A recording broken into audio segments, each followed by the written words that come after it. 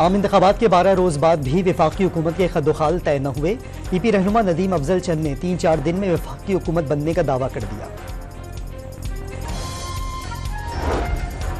बिलावल भुट्टो का नून लीग को वजीर आजम का वोट अपनी शराइत पर देने का ऐलान।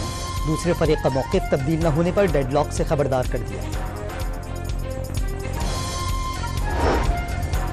तहरीक इंसाफ का चीफ इलेक्शन कमिश्नर से इस्तीफे का मुतालबा।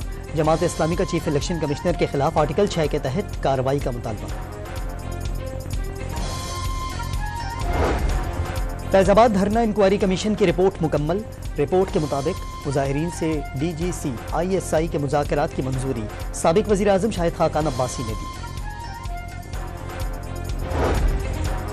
गजा में सेहूनी बर्बरियत जारी, मजीद 103 फ़लस्तीनी शहीद।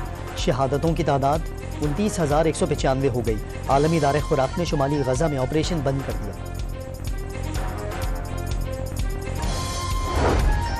अमरीका ने गजा में जंगबंदी की करारदाद तीसरी बार वीटो कर दी। अलजज़ायर ने गजा में इंसानी बुनियादों पर फौरी जंगबंदी की करारदाद पेश की थी।